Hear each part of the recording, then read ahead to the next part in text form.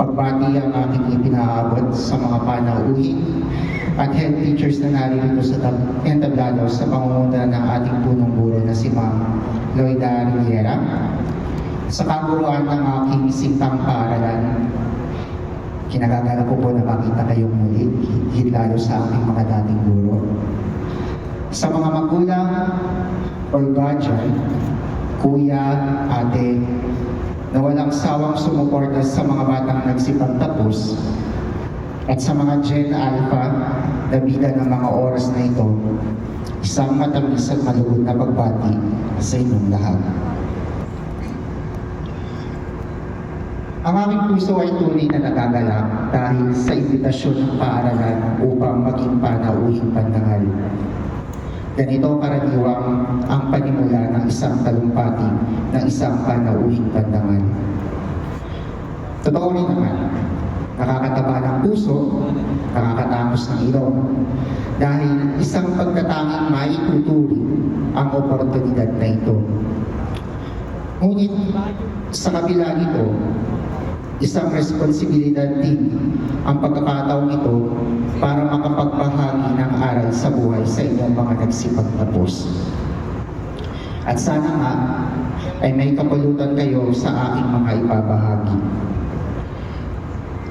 Ang narinig nyo kanina ay bilang pagpapakilala sa akin ay mga positibong resulta ng aking pagsusumikap sa mahabang taon na binilang. Maraming laban, dugot pawis at pagsusunog ng kilay ang aming binuno at binuhunan. Hindi ko man ugaling magbahagi ng aking personal na buhay sa iba, pero sabi ni Liza at ni Mary, nakaka-inspire ang kwento ko. Kaya hayaan niyo po sana akong maglahad ng aking kwento. Eksaktong 20 taon mula nang ako'y magtapos bilang high school sa San Roque. Tandang-tanda ko pa noon habang nakapila sa pagmamarcha. Tinanong ako ng aking advisor na si Ma'am Reggie Lopez. Tinanong niya ang aking nanay kung saan ako mag-aaral ng kolehiyo. Ang tanging sagot na nasabi ng aking nanay, hindi nga po namin alam kung makakapag-kolehiyo si Enrique. Maliwanag pa sa aking isipan yung mga sandaling iyon.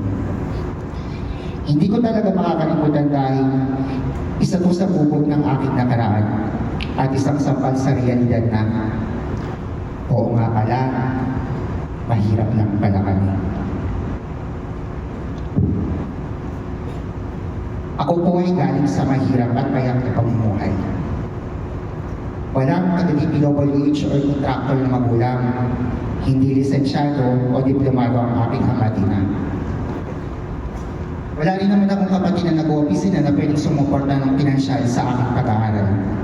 Sa madaling sabi, wala kaming regular na pinagkakakitaan. Wala pang Emanlander noon. Ako po ang panganay sa noon pa'y 3 anak ng aking mga magulang. Ang aming pong sitwasyon ay kwento ng pangkaraniwang pamilya. Si tatay ay nagbubukaton kapag walang panguhuli sa talangka o ibon. Sumasayang bilang manang ang pagkakahon sa pag-aisa.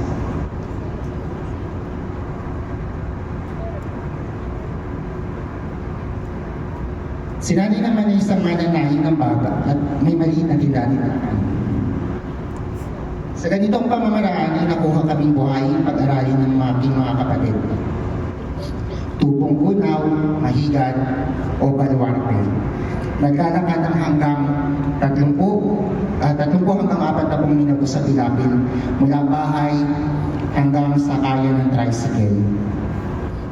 Umulan, umaraw, tuyungan ang daan. Kahit maputik, wala kang skincare mga bay. Kahit pa mamasama-sa ang paa, diretso ang pagmimedyas na kahit sobrang luwag ng garden. At kapag hinubad, ay amoy daing.